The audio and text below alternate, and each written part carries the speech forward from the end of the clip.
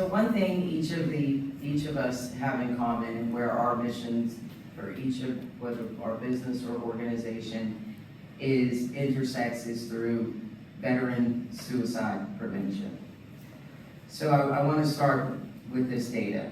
The VA's 2025 National Veteran Suicide Prevention Annual Report that was released in February of 2026 shows 6,398 veteran suicides in 2023, averaging 17.5 per day.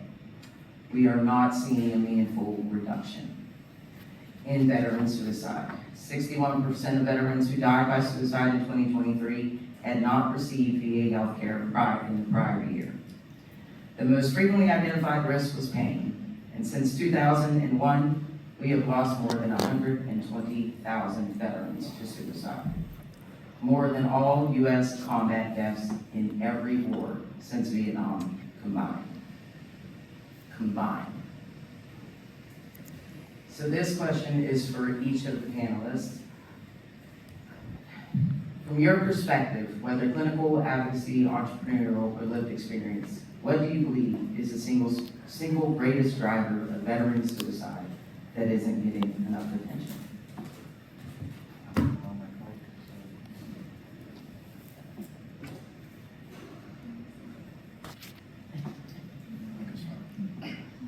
So, I think it's really the loss of identity after service. When you have on that uniform, you kind of know who you are. And that doesn't come easily when you come to civilian, or at least I'm just speaking from my experience. I don't know some of my co-servicemen and servicewomen can only, but I believe a lot of veterans are lost once their uniform comes off and they feel like they need to have it all figured out. As about that, I mean, including PTSD, they feel like they need to have it all figured out. And I feel like that loss of identity is one of the biggest issues. We don't really have any type of, not that I know of, programs that really touch on that, like, if that makes sense.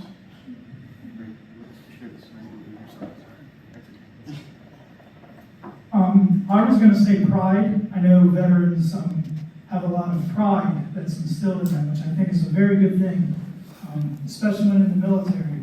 But unfortunately, when they get out, they kind of hold on to a lot of that pride, and it's the inability to ask for help. I know a lot of veterans struggle with that. As a recovering alcoholic, I wanted to bring up an interesting point because I love the amount of respect that the veterans get in our community, but something that I've seen that is very concerning to me. If I'm at my local bar and I'm drinking 10 shots of Fireball, and I have somebody come up to me and say, "Rick, why did you just drink your 10th shot of Fireball?" And my response is, "Well, it's the anniversary date of one of my friends dying in Iraq." Not only will they condone the behavior, they might even buy you that 11th shot. And I think we need to be put in a position, which is something that I've done, is while veterans have been through a lot, veterans also need to be challenged as well. Because what I needed to hear in that moment is, how are you honoring your friend by taking 11 shots of Fireball on a Wednesday night? So ultimately, I do think it's pride. I think we hold on to a lot of tough guy bravado, and I think they can really hurt us. I think we really need to understand that there's a lot of people out there that are willing to help. We just have to ask for it. So I think as a healthcare provider, we do our patients a big disservice when we don't listen to them. One of the ethics that we need to abide by is autonomy, and part of that is shared decision making. So I really have to question healthcare providers that don't educate themselves about new treatment modalities such as cannabis. Yesterday I was leaving the health department, and I had been working with somebody that I was precepting, and she said, "I need your credentials." And I also threw in there at the University of Maryland School of Pharmacy, Medical Cannabis, Masters in Science. And she works in hospice, and I said, "Did you talk to your patients about cannabis, don't you?" "Oh, no, it's federally illegal." And I said, "Are you going to put down University of Maryland School of Pharmacy?" And she said, "No." So, this morning when I heard we went to Schedule 3, I thought everybody needs to rethink about learning and talking about cannabis as medicine. And with our veterans, when we think about about trauma-informed care, that fight or flight, freeze and fawn. We need to start addressing this, and then like you said, connectedness. One of the things I think that we really need to discuss with our veterans, like lifestyle medicine, a healthy diet, exercise, avoidance of harmful substances. So many people, it's like the norm to medicate with alcohol, but it's so dangerous. And then the thing that I didn't really think about until I had listened to this webinar was connectedness, and like the connectedness that we see in the veteran community. And I know my husband really struggled with that during COVID, and he was home by himself, and I was like the main person he saw every day. I felt bad for him. Like it's great for him to come out and get into a group, with other veterans. I think that's so important.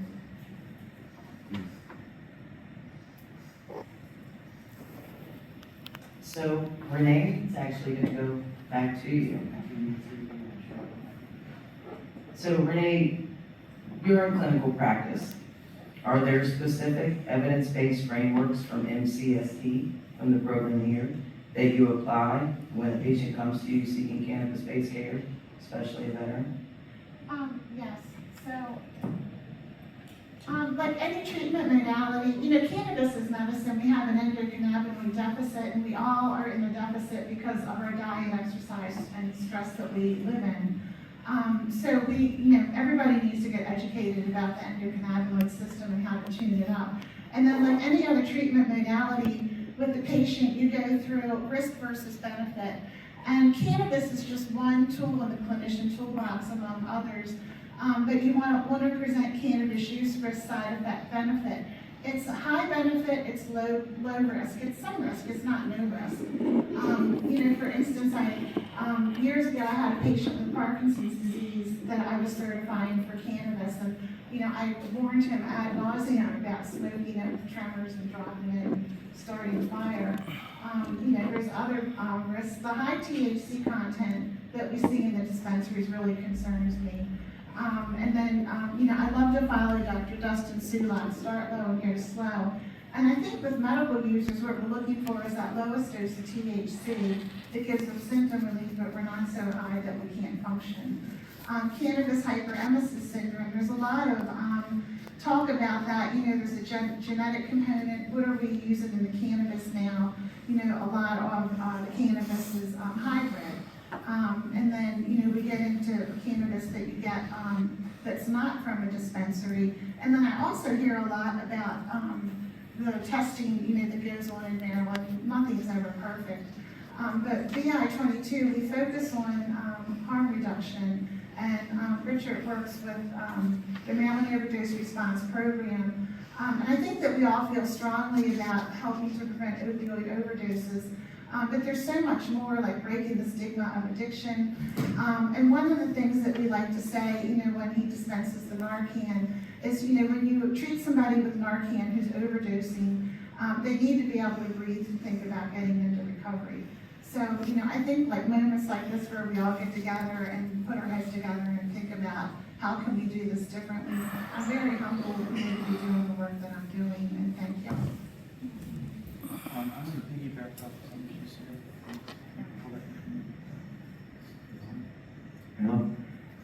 Yeah, as a patient, I see a lot of the same things with my visits to the dispensary, and I personally voice this concern every visit I go. I engage with the attenders.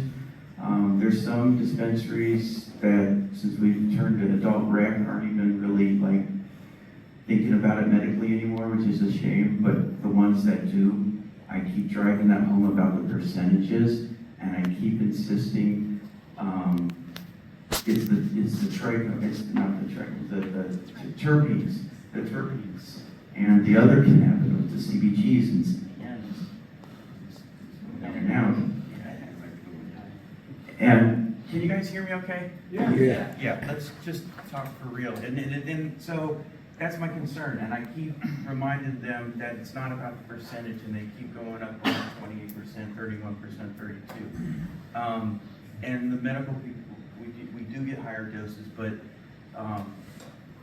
those are in different cases. And the concern about the hybrids is I get triggered by too high of alkapining or other things that are called sativas.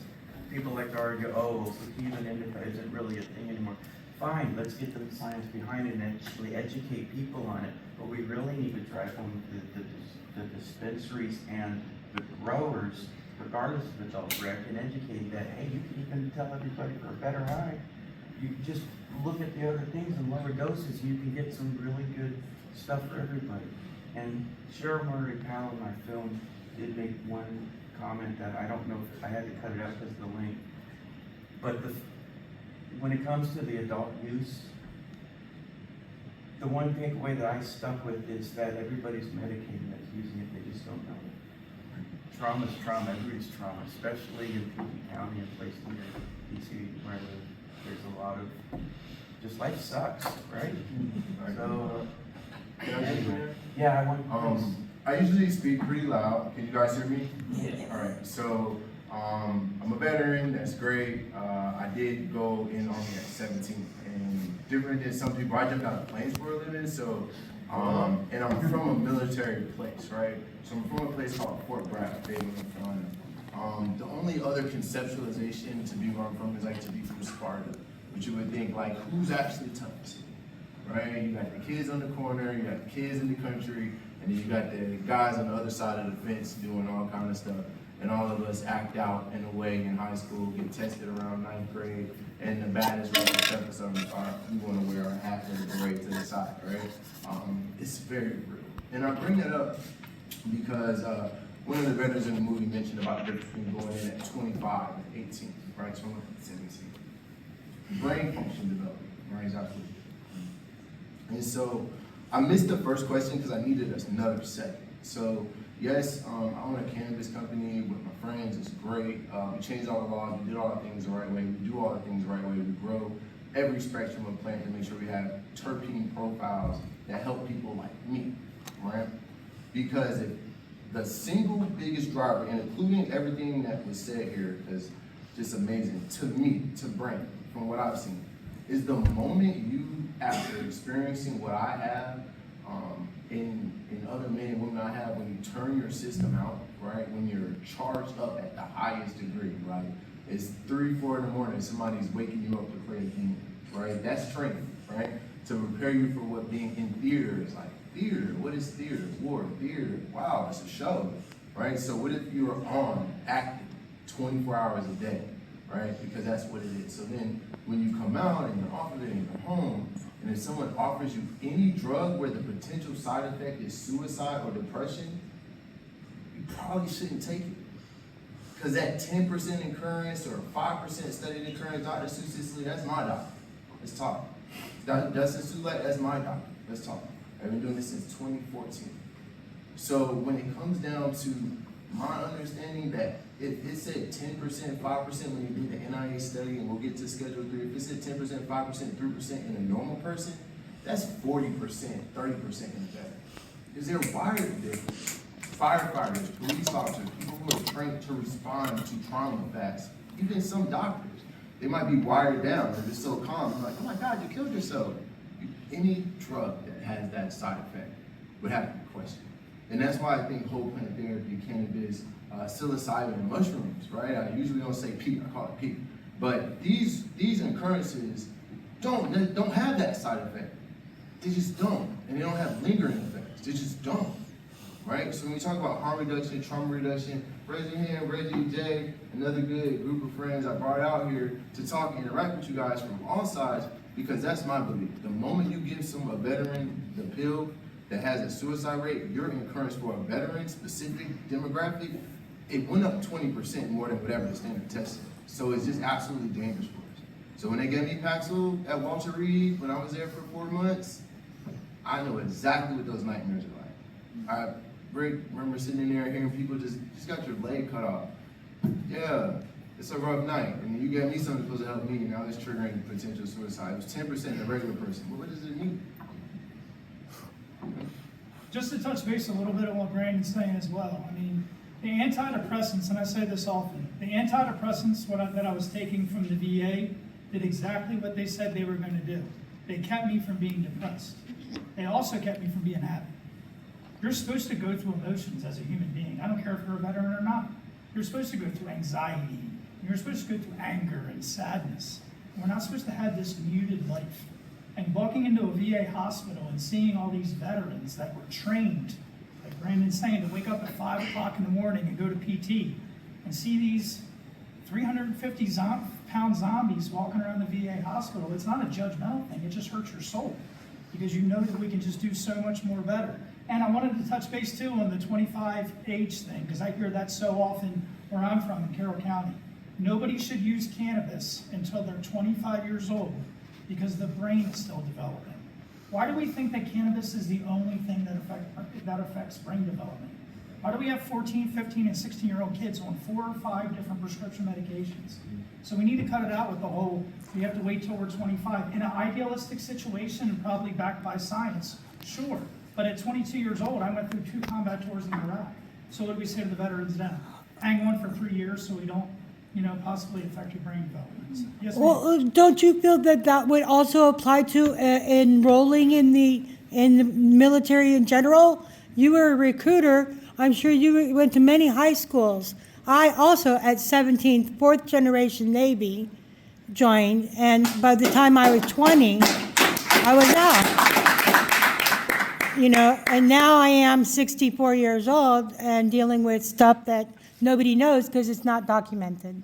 Well, that too. I mean, just think about the whole fact that you can be, you can die for your country, but you can't legally drink. Obviously, I'm an alcoholic, so I'm not going to promote drinking. But again, there's just a lot of things to look at. But yeah, I just think it's really time to peel the curtains back, especially with the news today. I just think it's here, and we really need to start talking about it. People freely talk about their alcohol consumption, but when you talk to people about cannabis, even in a legal state, when they talk about it, they're talking about it like it's illegal.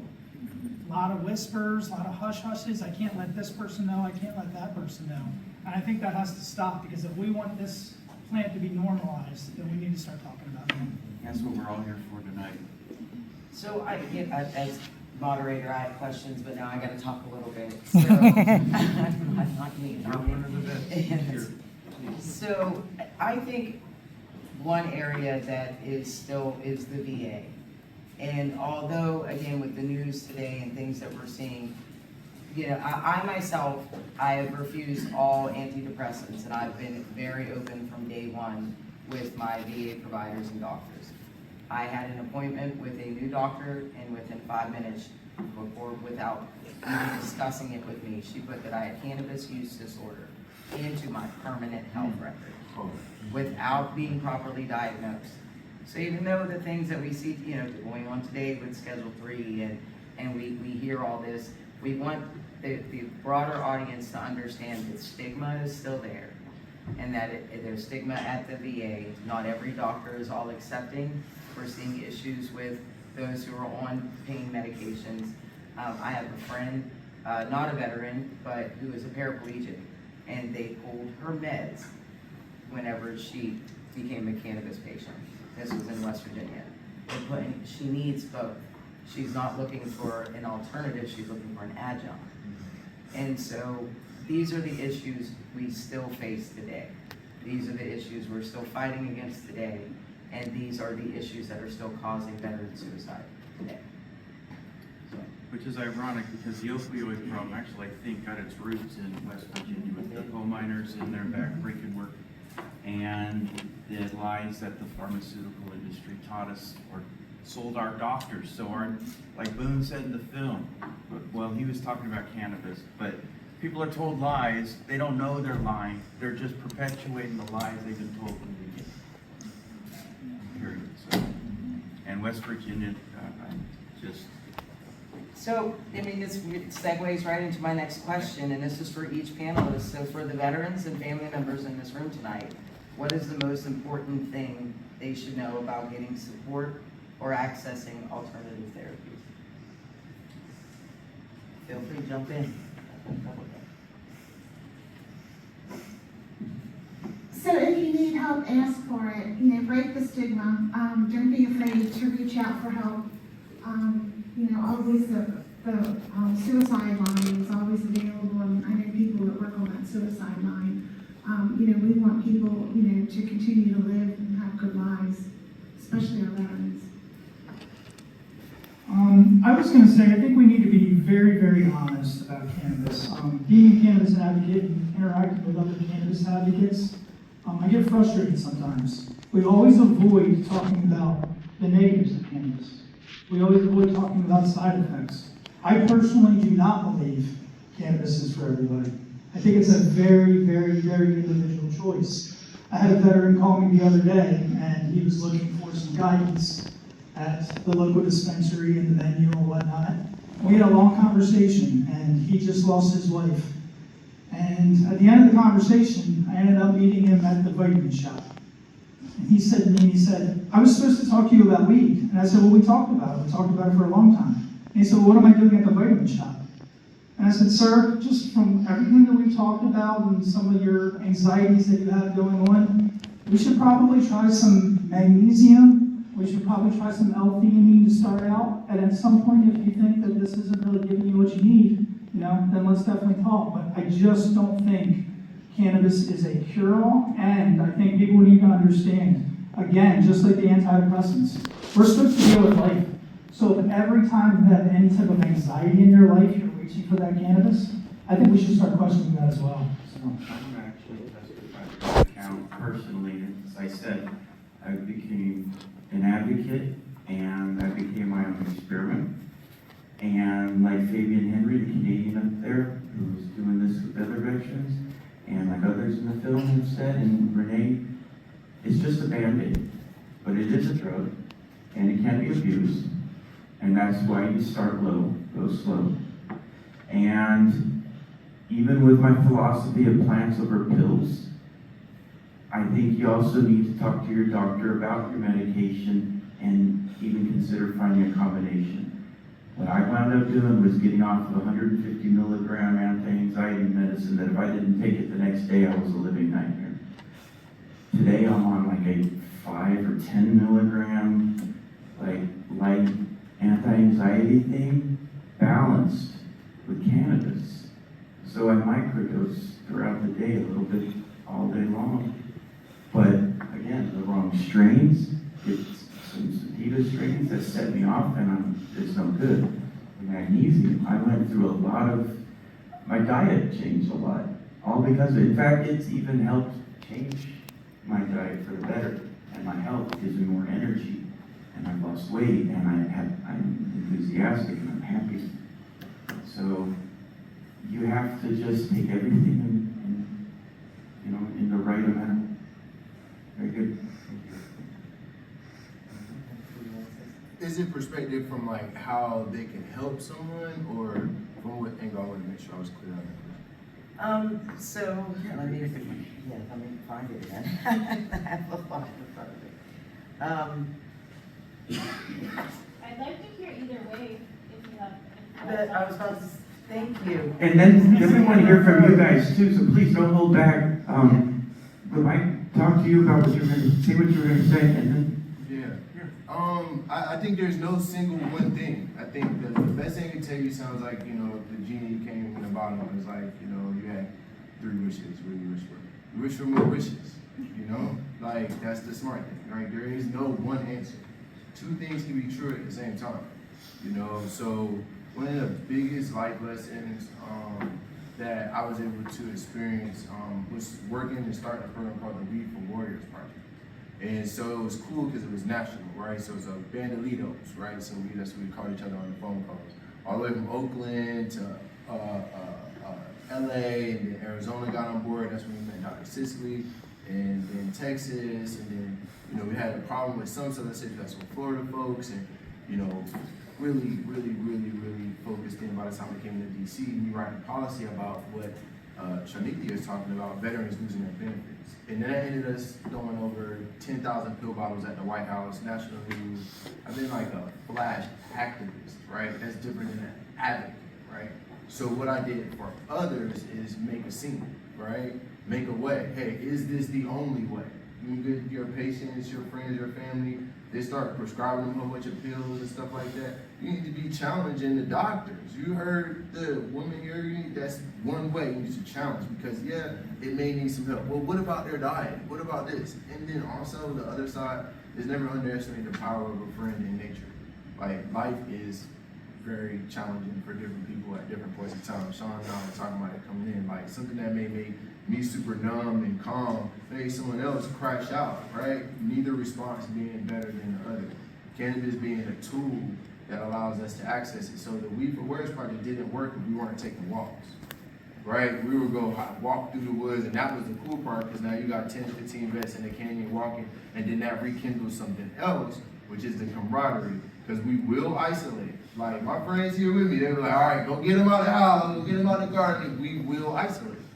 Right? We were a team building unit, right? Team units, even if you hear hard stories. Oh, but you're a sergeant, I'm a sergeant this, and if you complain, why? Because they missed that, right? And you can never change that. That's like an athlete who's not playing anymore. That's like a musician who doesn't have someone listening, the same. So I think it's two things to be true. You got to introduce nature and people who are like-minded and force that. You heard the good doctor here talking about her relationship with the husband. You got to go outside. You got to meet people. You heard Sean also talk about meeting people and the value of being outside, how that makes us feel better, right? And you got to push that too, because we'll start feeling sorry for ourselves. So I said the shit so you can know it's real. Something I'm a little bit afraid of too is I hope we don't try to mimic the pharmaceutical world. I can see that kind of starting to happen as well. And when you take 5 milligram edible, how many milligrams of THC are you getting into your system? 5 milligrams. But if I'm taking a 23% THC strain and I'm grinding up a bud about this size and I'm putting it into my water pipe and I'm smoking a little bit of that, how many milligrams of THC am I getting into my system? Oh, well, we're not really exactly sure. So if we're going to talk about proper dosing, then we should only lean on the edibles. And I completely disagree, because we're looking for wellness. Also, too, if I suffer from PTSD, I can't say, oh, in an hour and a half from now, I'm going to get benefit from this edible cannabis, because that's how long it takes edible cannabis to process in your system. So we really have to understand that there's a lot of reasons why people use specific types of medication, but I don't think we should just get really tracked on that, especially when he's talking about, using cannabis with other veterans. When we talk about prescription medication, it's a very individual act. You pull it out, you take a pill, and you pop it, and you about your death. You don't really call your friends up on a Friday night and say, hey, do you guys want to take all our meds and shit. What kind of meds you got this week? If we're talking about veterans that are suffering from depression, not only are they getting the benefit from the actual medicine of the cannabis consumption, they're also doing it with other people. So that's a dual thing that we're doing. So I don't think we should steer away from that. Because I think when we see 2, 3, 4 people using cannabis together, well, there's no way they're using medicine, absolutely. And they're probably doing it better than using it individually. That's the therapy. And that might help some moms and postpartum. Hey, get together with the other moms and y'all smoke a J while the dads and the grandmas got the babies together. They might pop Instead out. of cocktail parties. Right, instead of reality. Well, let's hear it from you guys. What kind of experience? Yes. Yeah, first of all, I'd like to congratulate you. It's a very powerful film. Great, and congratulations for that one. Well, my question is, just a little background. My father was a World War II veteran, and I think in World War I they call it shell shock, and then in World War II they call it combat fatigue. Yep. Well, in the 1960s, when I was 5, 6 years old, every time there was a loud bang, my father would roll on his bed and shout, "Take cover!" Mm-hmm. And I really didn't understand that when I was so young. Fireworks, yeah. So finally, when PTSD came out in the 80s, that's the time I realized, oh, that was it. That's why my father was like that. Well, my question is, there was like a united front that was against marijuana in the 1940s. So I would just like to know, to be able to fight that one, was the pharmaceuticals behind it? What was the reason behind, why was it so demonized? So, Racism. not going, okay, 1937 with the marijuana tax amp is, you saw they said marijuana, which was the Mexican drug. They're bringing it in from Mexico, these low-life people. We don't want, oh, well, that's what they're all doing. Then fast forward to the 60s. Now it's not just the brown people, now it's all people of color and the hippies, the goddamn people protesting this war that's going on. In fact, here's an amazing story. Montel Williams, who's in one of my screenings, told me a personal story. He went to Jerusalem and he was talking about the war with the Palestinians. But they also, they prescribe cannabis to not only their veterans, but to their war fighters, okay?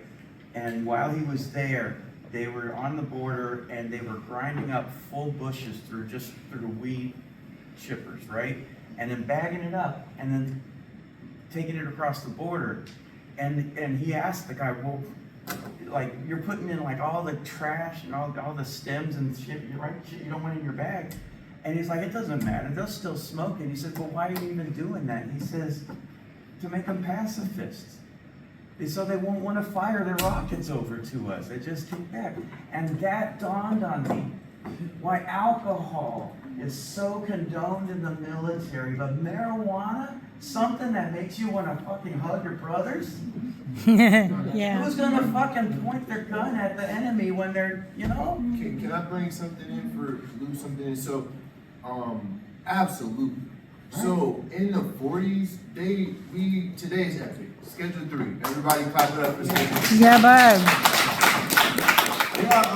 They already spent $50 billion studying this shit in 1940. How much is $50 billion in 1940? Right? And he's like, no, you're lying, not 50 billion. Like, no, it was 50 million then, which would be how much then? Right? Might be exaggerated. But really up to about $700,000. They spent $50 billion in the 40s, and then another set in the early 60s, right? Studying cannabis, studying psychedelics. Where did they do it at? Bethesda and Aberdeen, right? Number 1 and 2. So they already knew that it calmed people down. They already knew that it was chill. They already knew that it was actually taboo. So there's a lot of factors, even on what cannabis does economically and what it was doing, on taking away from pharmaceuticals then, right? And so they understood that then, they studied it then, and they used veterans and studied it in the 40s. And then that's how they made the Controlled Substances Act. It wasn't just like, oh, la la la. They already spent the money. So today being Schedule 3, like, we're gonna approve more research. Sure, great, awesome. And to caveat off of that, while I was making the film, I also learned that when Nixon decided to go ahead and add it to the Schedule 1 with heroin and other harmful drugs like that, he had 19 studies, I think, done.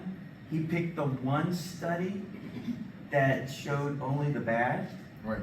And only published the parts of that, which is the part that it said it's a gateway drug. The Schaefer Commission. They got on TV and spent another $5 million. This is what Rick's talking about. Going on TV, and then the president was like, how dare you release these results? Because they were so appalled that he would pick just one, that independent folks spent that money and then shut it down. And then now you had the other billions of dollars spent, let's say research-wise, in anti-drug campaigns and everything that works to propaganda, condemning everyone that's a patient, condemning everyone that had a family member that could benefit from the research of cannabis treatment or not. Even seeing Dr. Sicily go through, everybody, all that's research money, all that counts, right? So even in the legislation today, I didn't know. I was talking to like, how am I gonna say this without sounding like too condescending, and like, it wasn't enough. It was like placating. It's like, play. Yes, research has already been done. In fact, they spent $450 million in research last year on cannabis, right? NIH and other institutes. But how much did they spend on buprenorphine? I'm not a doctor, right? This is the response to opioids. $1.8 billion. Okay, they have another research study that they already spent, let's just say another $500 million in the last 3 years for ketamine. And independent research, VA hospitals can prescribe and test ketamine, but there's no overall framework. These are all things that are Schedule 3 now. Dramanol, another thing. Dronabinol, another thing. They're Schedule 3 now that they have. So we can't be fooled, and we have to still take the practical advice of the physicians here and listen to us, not from me as a business owner, but from a patient and an advocate, activist, right? The business for me as black market is a reflection of what we've been asked for, and that's a financial string even to say, hey, we're gonna make sure we keep 21%, 24%, 17% strains on the shelf because this matters for people like me, right? And then it took that much, right, for Maryland to even have somebody like myself have to go as far for 10 years to have a license to combat it. Because if not, the other 21 MSOs were just gonna throw us all in a THC battle, right? And for that, my business struggles. For that, we need support, right? So we gotta speak about, well, why do terpenes matter? They matter because it's not just a dollar sign. When you get THC plants that are mutated at 33, 34%, what happens then is they're genetically pushing mutations forward that don't produce the other miraculous results that these plants in nature can interact with the cannabinoid system.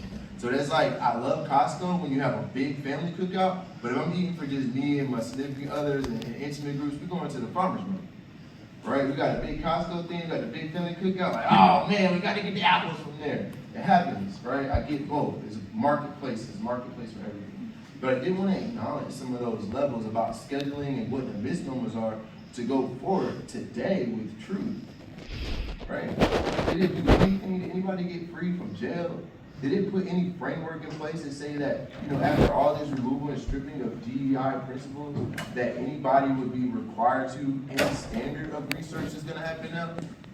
Right, no, it was just a blanket, hey, we wanna flash in the pen, get a news article and move forward, and it's on us, right? One of the good instructors here, she's a career services lady, can you raise your hand, what's your name again, ma'am? I'm sorry.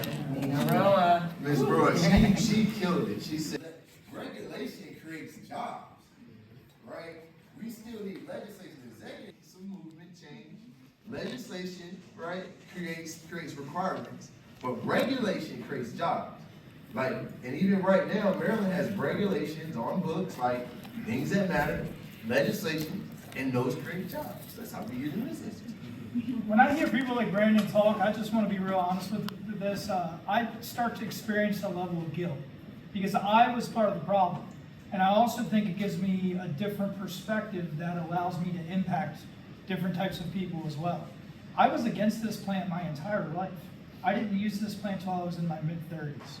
I was raised in a household where alcohol was very, very prevalent. But if I got caught with cannabis in my house, I was told to stay away from certain people. Stay away from that pothead Doug. Yeah, that pothead Doug went to Tufts University, so.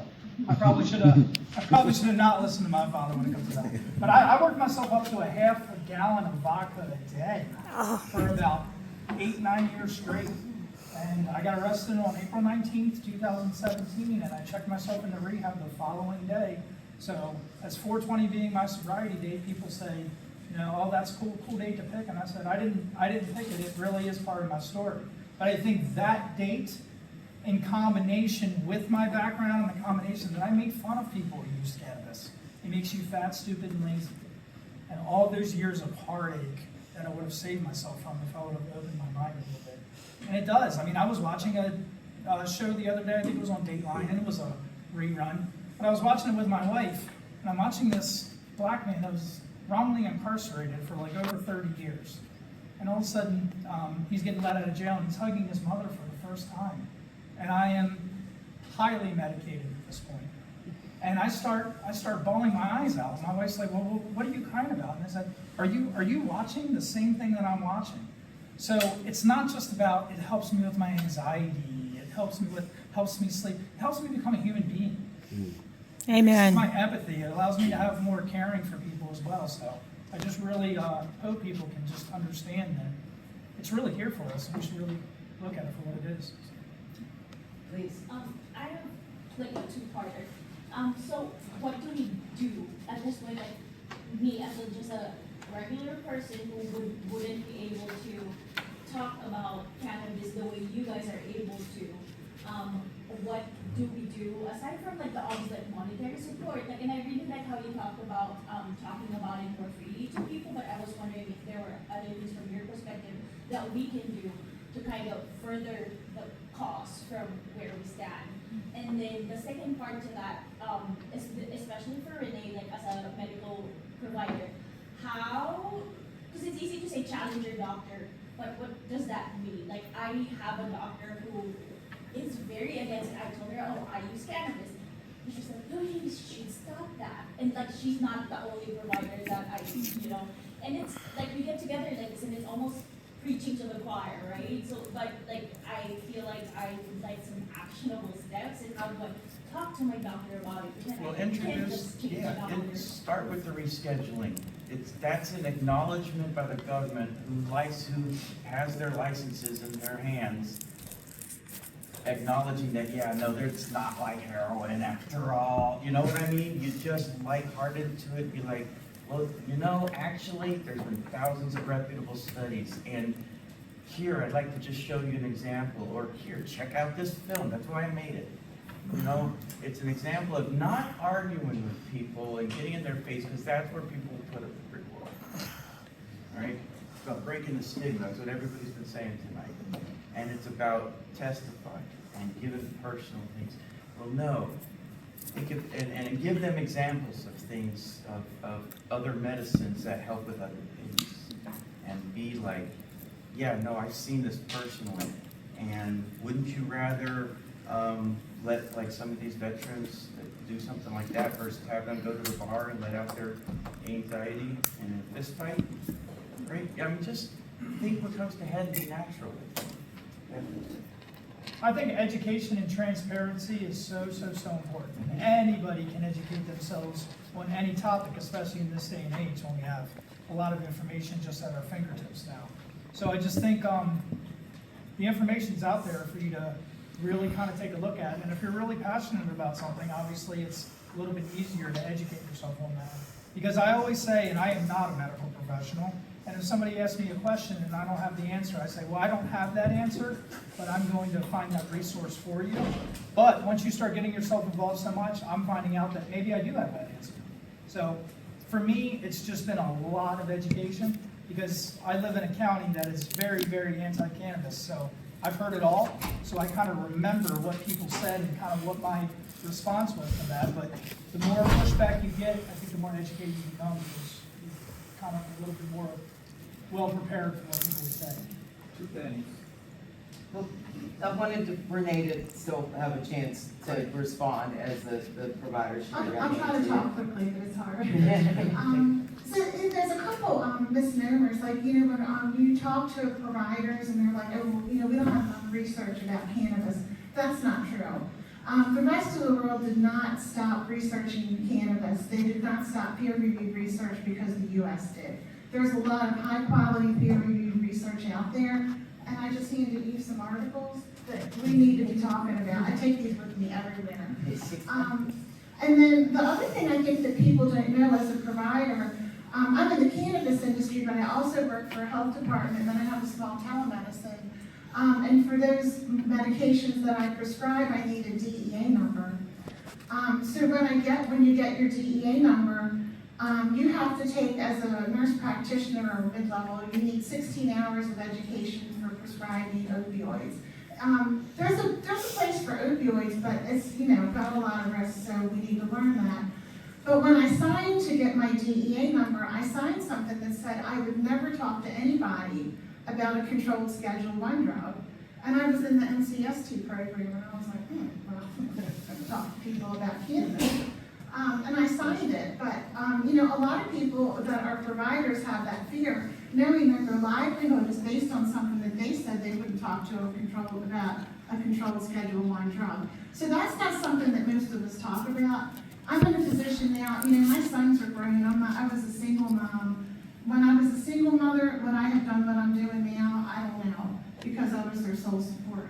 So I guess I don't really know. When you talk to a provider, if they're not interested in educating themselves about alternative treatment, see if you can find somebody else.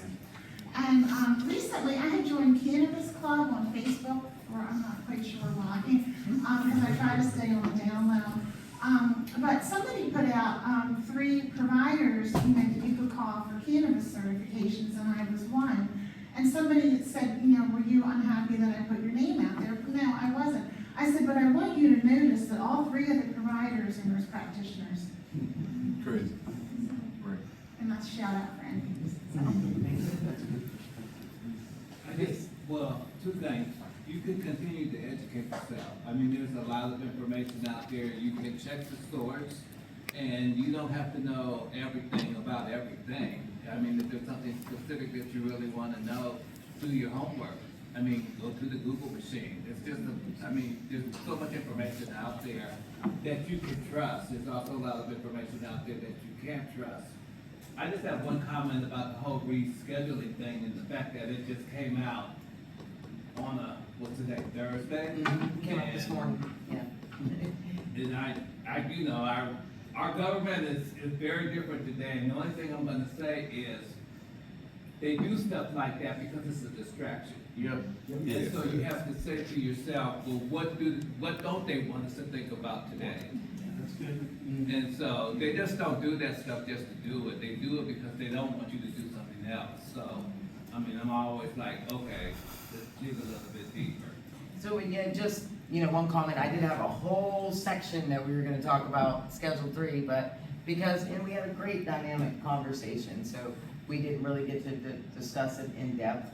I agree with you, like 100%, but I just wanna say, like, this past week, the EO with psychedelics and then today with Schedule 3 has just been amazing for our industry. Never be distracted, keep your eye, but it's a one that I'll take, and one that's finally in our favor. And none of that would be happening if it wasn't for what we're doing right now. The University of Maryland was really, as Dr. Johnson said, the first master's program in the country. They really pushed the envelope. They pushed research.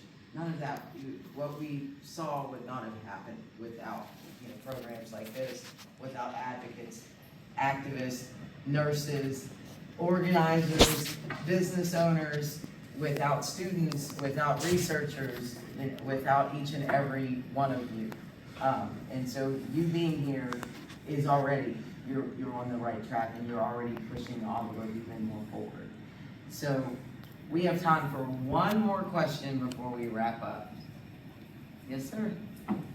Hello, my name is Altamont Mark Brooks. I'm a candidate for Cannabis District of Maryland and a mentor to Roman. I am so proud of what you're doing. It is the pioneers who sometimes go unsung, and people take credit for what you do. Don't allow it. What you're doing is not only going to impact the lives of so many people, it's going to really impact communities. But what the president did today is so ambiguous, but we get a chance to right some wrong, and I'd like to know what I can do to step up to not only help promote, but let's get this over the line. Okay.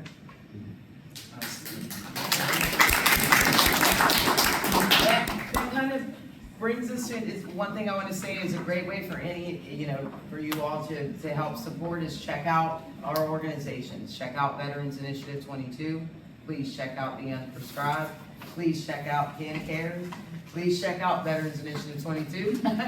Please check out Burner's Block. And then Brandon is also, you're with Patients Out of Time, and you're also the owner and operator of a very great cannabis brand, Black Market, veteran owned, Black owned, social equity. We've got. I